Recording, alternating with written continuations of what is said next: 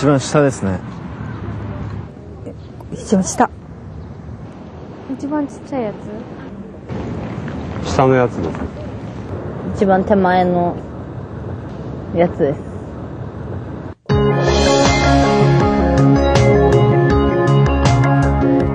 앞에 있는 거, 큰 거. 제일 큰 물체. 아래쪽에 있는 게 앞에. 제일 위에 있는 거, 작은 거. 맨 밑에 거요. 最大的应该是第一排。这个大。前面的第一个大的是第一排。我感觉还是前面的大的在第一排。对对对，对对对。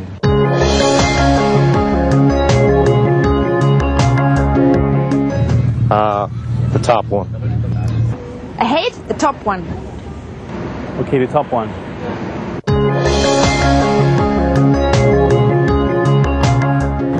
The top one. The top.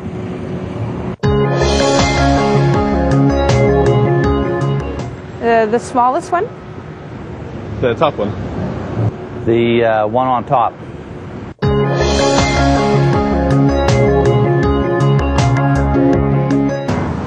Top one. The one closest to me. The one on the bottom of the page. I'll go with the one at the top. I would say this one. This is further away.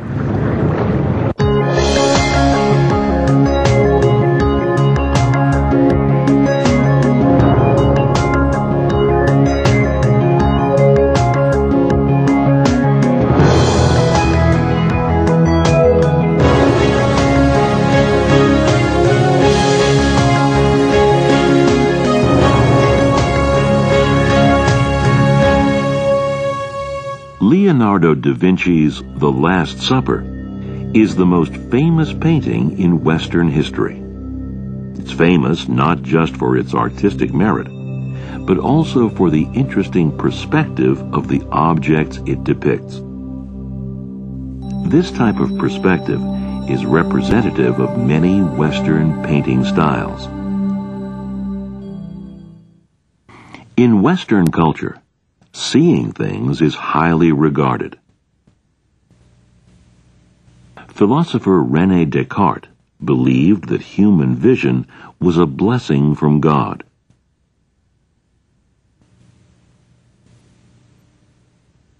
And perspective is designed to portray the world precisely as the human eye sees it. This type of painting method interprets the three-dimensional world into the two-dimensional space using a device like a window frame. With this type of perspective, space can be incorporated onto a coordinate system. In doing this, it becomes objective space. In observation using perspective, the observer is the center, and everything else is an object.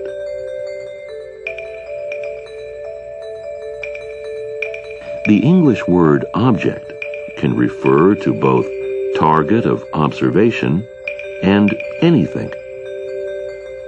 Objective originated from object means not subjective.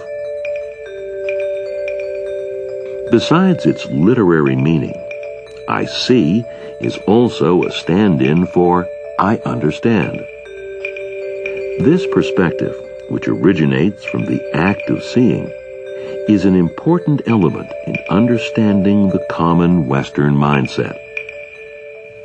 The act of seeing means the observer is visually sensing objects.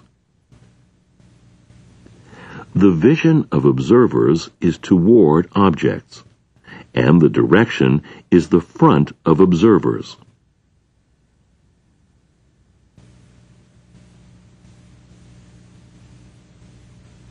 That's why, in the question asked earlier, which one is ahead, the most distant object from the observer is the farthest ahead.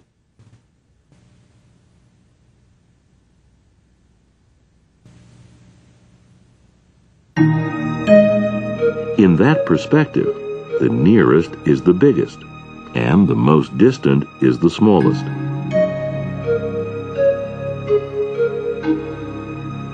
In traditional Eastern thought, this concept works in an opposite way.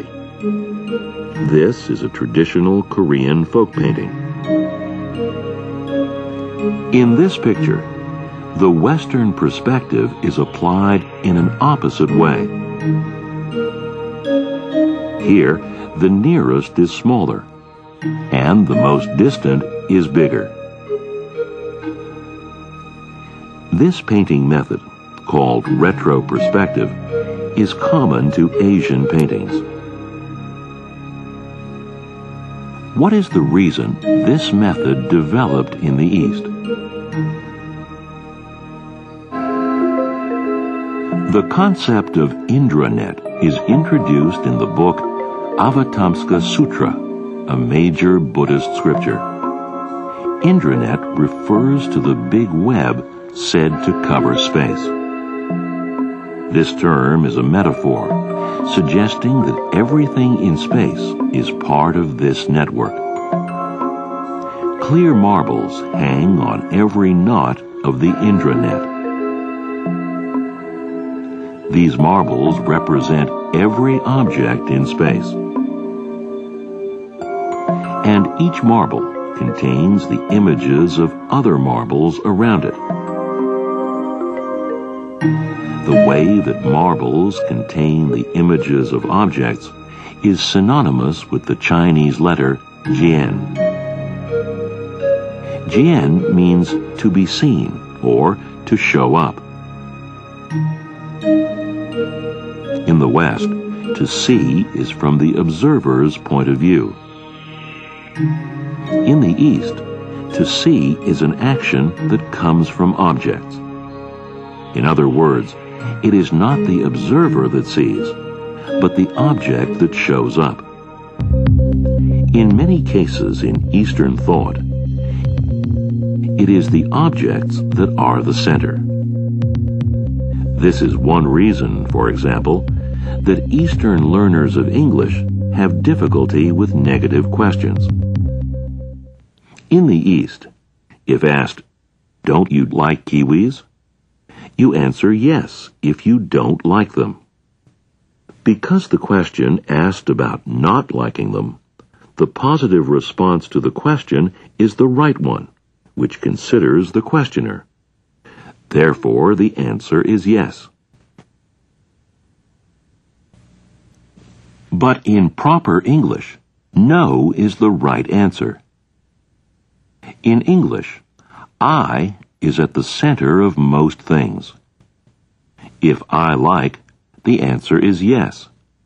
But if I don't like, the answer is no. In the East, I thinks from the perspective of how others think and speak. Westerners see objects from the speaker's point of view.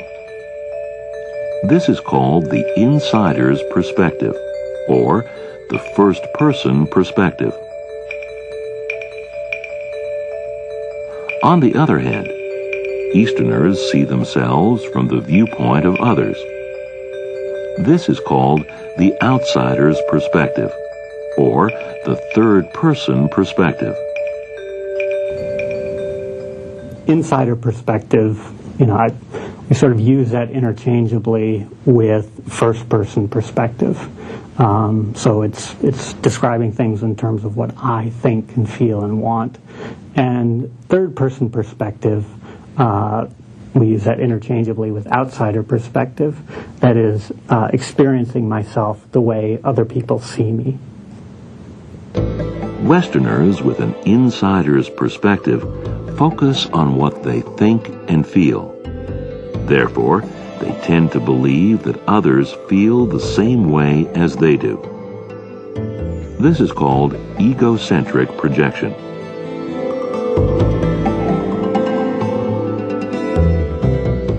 If I thought this person was a great guy, oh, well, of course you thought this person was a great guy. If I thought this person was rude and obnoxious, then of course you thought this person was rude and obnoxious. Easterners with an outsider's perspective focus on what others think and feel. They try to imagine what others think and feel. This is known as relational projection.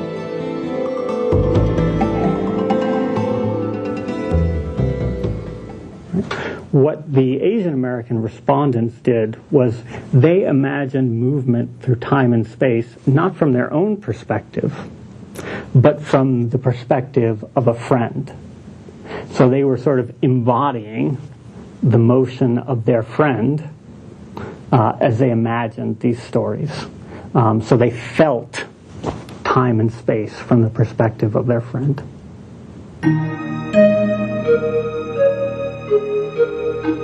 The way marble contains images of other marbles is analogous to the Eastern mindset of relational projection.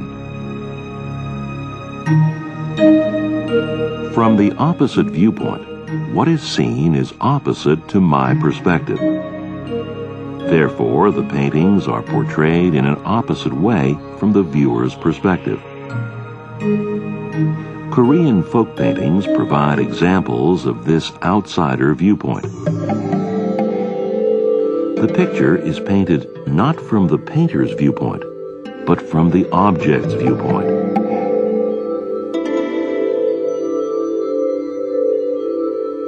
That's why, going back to the earlier question, which one is ahead, Easterners tend to answer from the object's viewpoint and say the front one is ahead. This tendency can be found in everyday life.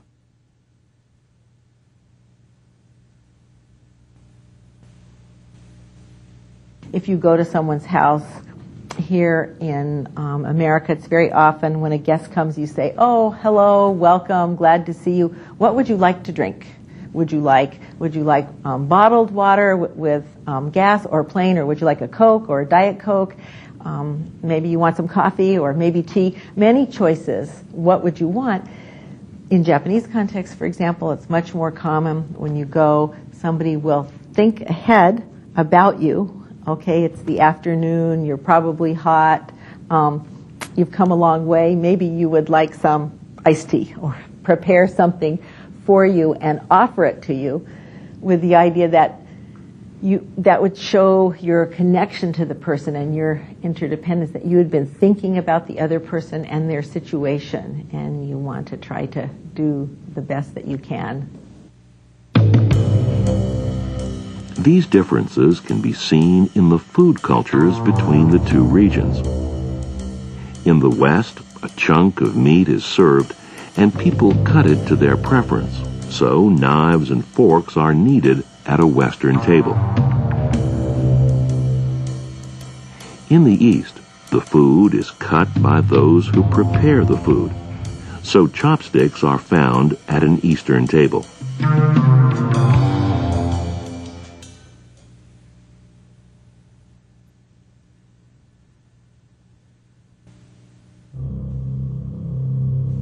In Western culture, I is at the center of most things. In English, I is even capitalized, no matter where it falls in a sentence. Even the word individual, formed from the negative prefix in and divide, suggests something that can't be divided any further.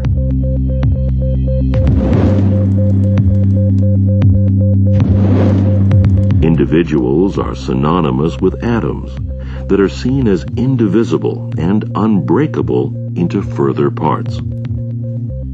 In Western culture, individuals are often treated as atoms, the basic units of everything.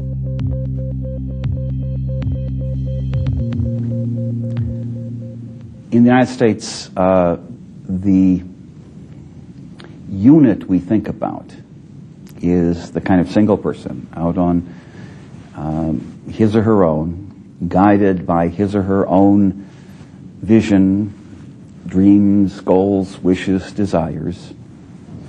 And we think about the many situations where, what's best for me is not what's best for somebody else, or even sometimes for other people in my family, becomes a secondary value. It's not as important as my being able to do what I feel personally I need to do to succeed, to feel good, to be effective in business. In American culture, individuality is a paramount value. United States, Australia, Britain, those are very individualistic cultures. People think happiness is the most important thing. Now, in China and Korea, they think happiness is important. They want happiness, but they don't want it more than anything else. Whereas in the United States, they might say happiness is the most important thing.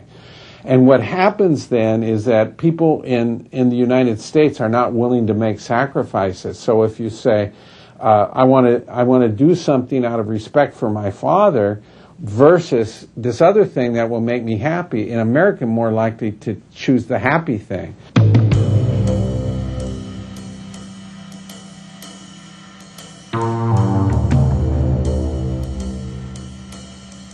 Westerners are raised to be independent.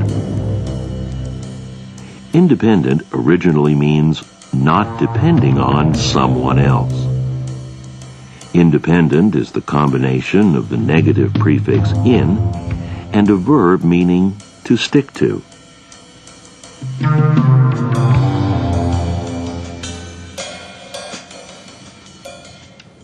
If you think about what is the life goal of an independent person, a person from an independent sort of culture or an individualistic culture, that life goal is to be self-reliant, capable of doing things on one's own, smart and discerning. And all of that is fed by the notion that you need to present yourself as being overly smart, almost impossibly capable.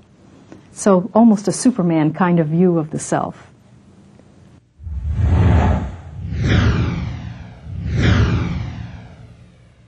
Building self-confidence is one of the most important things in American education.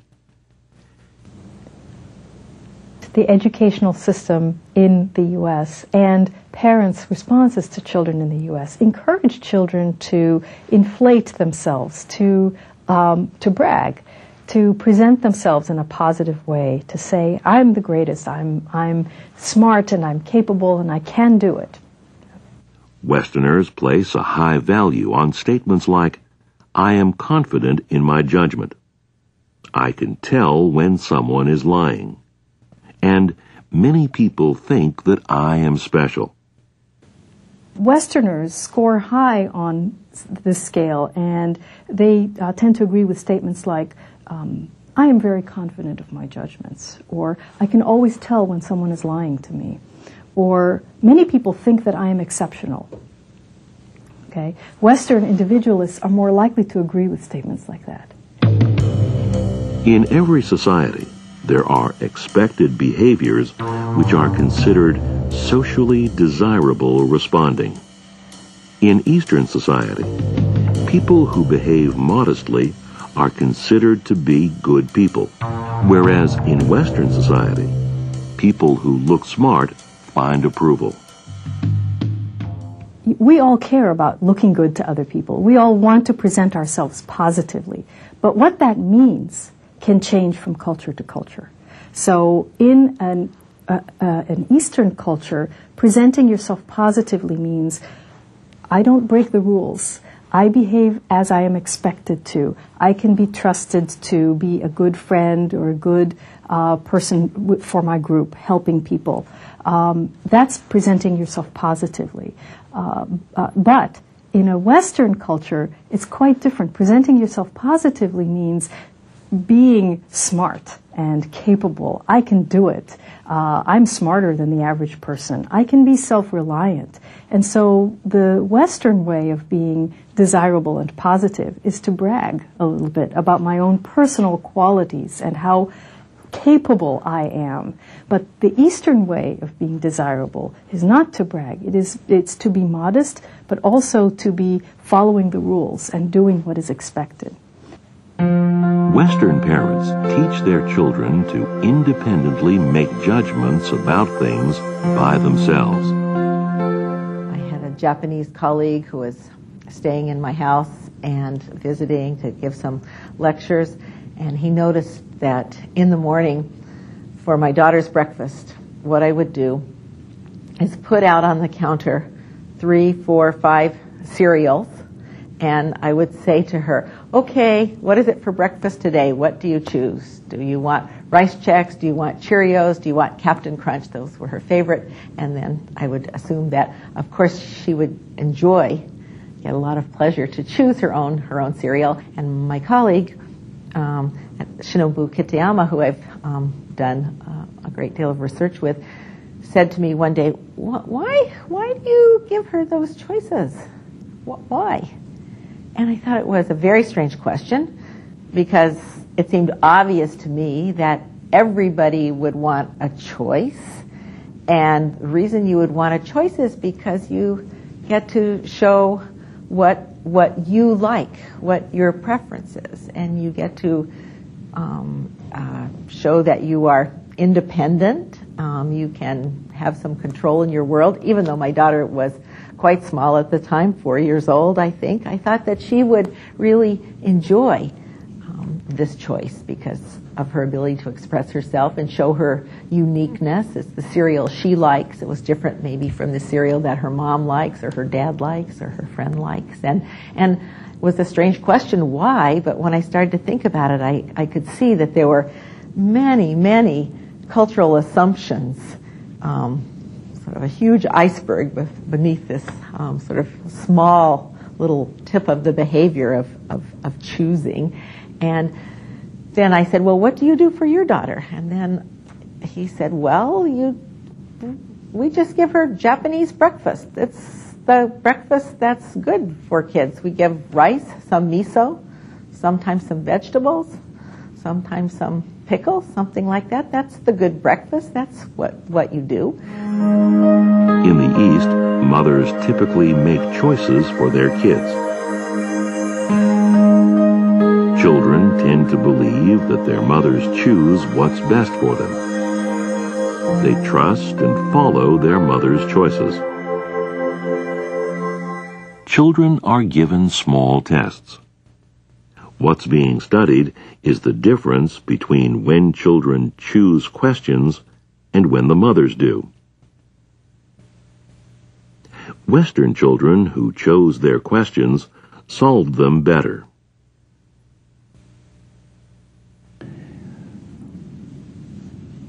So having somebody you know and care about make a choice for you is seen in a way as a negative, a source of extrinsic motivation, of somebody external to the self telling you what you have to do.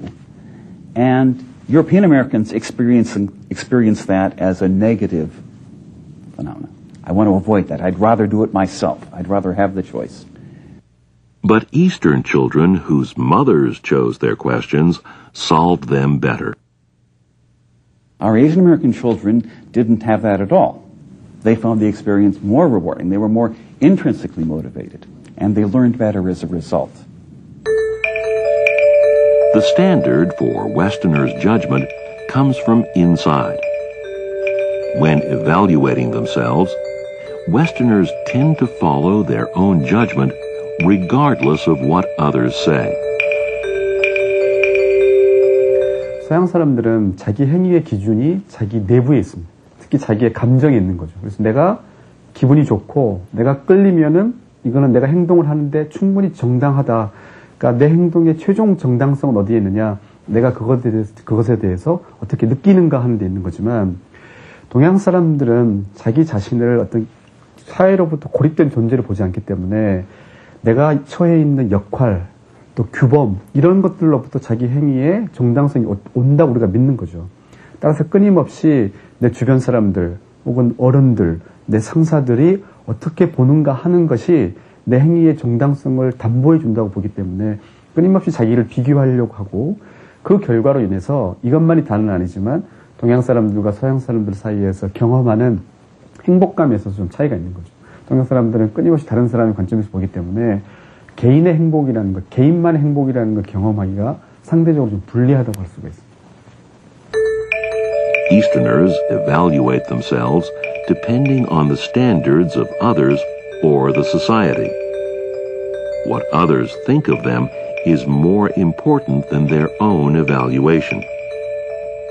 Thus, Easterners are typically very sensitive to others' judgment.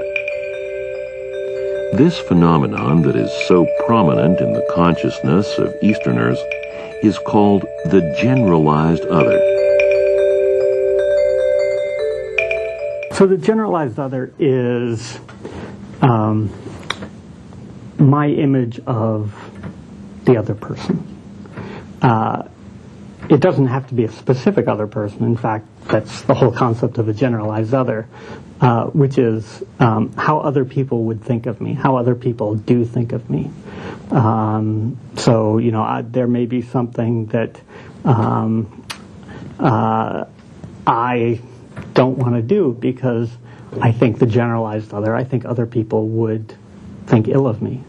And this is sort of my representation of you know, this typical other person that embodies the norms and the standards of my society. So, you know, every human being has a generalized other. Every human being has a view of, you know, some sort of other person looking at them. It's a question of how omnipresent this other person is. And, you know, it may be that this generalized other is a much more salient part, is a much more important part of the consciousness of East Asians than it is for Euro-Americans. The picture of one's own self-image in the mind of others is the generalized other. This feature is analogous to when marbles contain images of other objects on themselves. One marble contains images of other objects in relation to itself. If you look closely at a marble on the intranet, you can see one marble contains many marbles. In Buddhism, this is called Il Chung Da Ta Jung Il, which means the parts belong to the whole, and the whole belongs to the parts.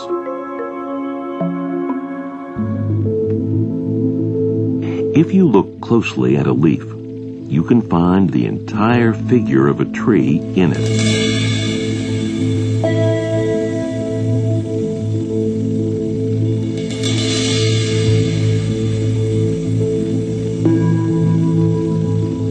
There are many such examples like this in nature. It is so widely accepted that in the East it is considered a law of nature.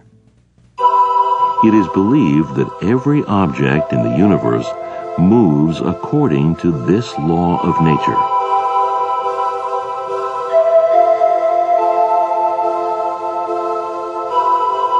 The law of nature is applied to the human body. In so-called Oriental medicine, the human body is compared to a small universe. According to Oriental medicine, humans are healthy when they live according to the laws of nature. If they go against them, they come down with disease. This concept is called Chonin Sang Un.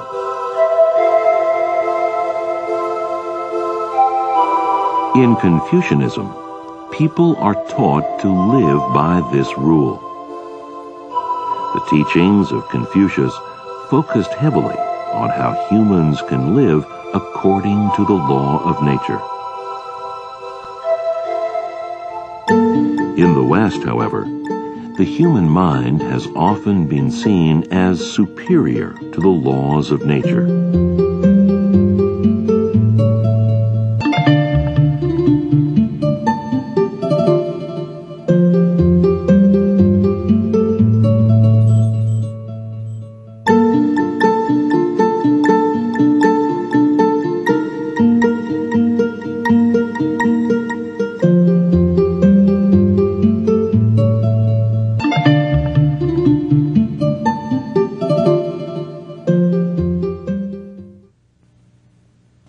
In the West, it is believed that it is the mind that finds truth, not nature. Like in Western college, they always emphasize seminars, emphasizing debates. Why? Because it's coming from the Greek traditions. Because the more you fight with each other, the more you debate with each other, the more likely you'll find the truth. That's precisely what Aristotle said. Truth is a property of the discourse. That's he said. What it means is that truth is not in the book, truth is not in your head, truth is not in his head, truth is in between. So we fight, we debate, we argue, then we discover where the truth is in the middle. From ancient times in the West, observation and analysis have developed for finding truths. This process makes it necessary for observers to present their findings and to allow others to search for fallacies and errors. Thus, the process of exchanging ideas and holding free discussion is required in order to find truth. In the West, oratory has traditionally been highly regarded. This is why eloquence and rhetoric have developed into virtual art forms.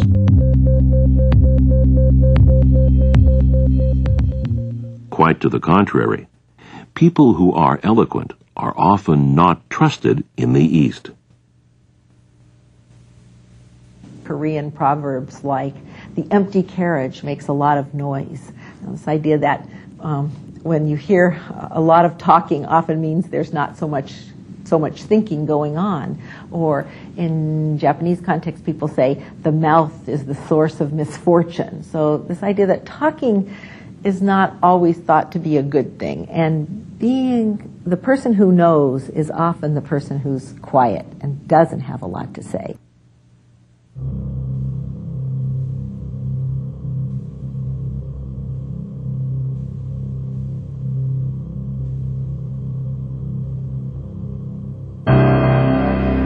In the East, a negative image of eloquence has long existed. Easterners traditionally believe that language is a means for delivering meaning, so language can't be for some other purpose.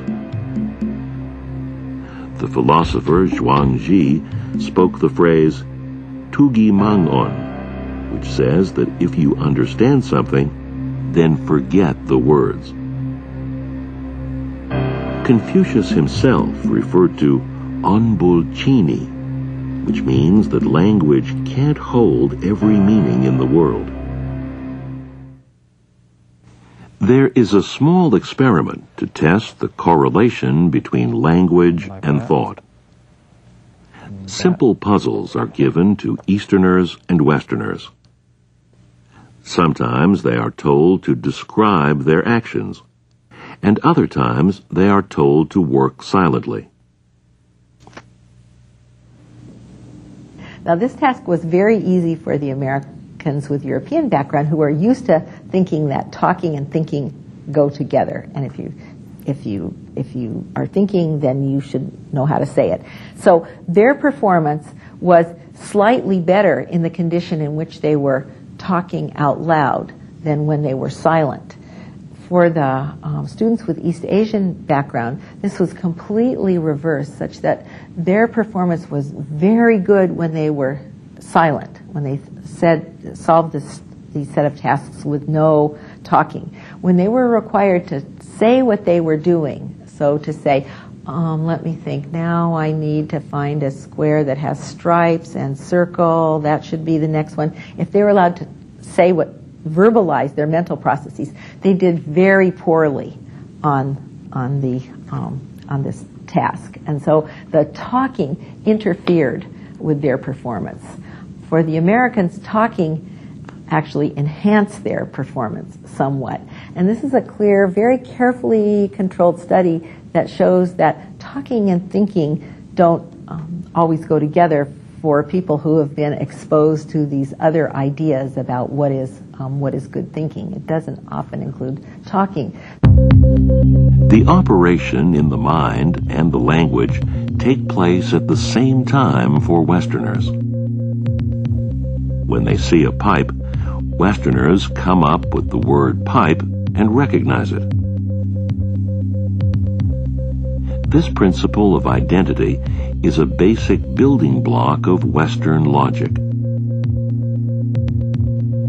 In I Ching, a book of Oriental philosophy, I refers to changes. The core of the book is about change and alteration. While the basic philosophy of the West is the principle of identity, the basic philosophy of the East is the principle of change. Kumgangsan, Korea's most famous mountain, has 4 different names. It is just one mountain, but it has a different name for each season. In the spring, it is Kumgangsan. In the summer, it is Pongnaesan. In the fall, it is Pungaksan. And in the winter, it is Kegosan. One mountain having 4 different names may be confusing to Westerners, who are familiar with the principle of identity.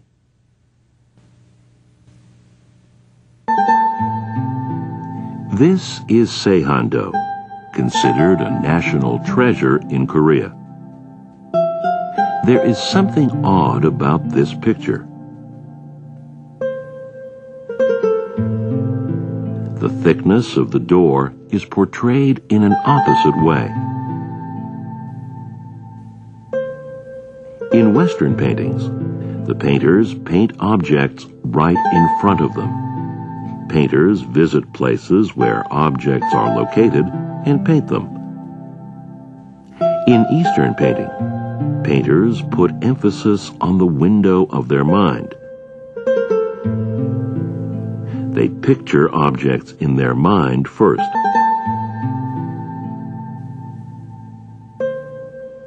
Then, when they return home, they retrieve the images in their mind and paint in their room. The famous Chinese painter and poet Su Dongpo taught that in order to paint bamboo, one must put bamboo in one's mind. This concept is called Hyung Jung Song Juk, meaning bamboos are completed in the mind. When the mind of a painter is like the marble, the bamboo can stay in it. The bamboo reflected in the marble suggests that the observer and the objects are one in the mind. In this oneness, the distinction between front and back, or right and left, is meaningless, because what I see becomes one with me.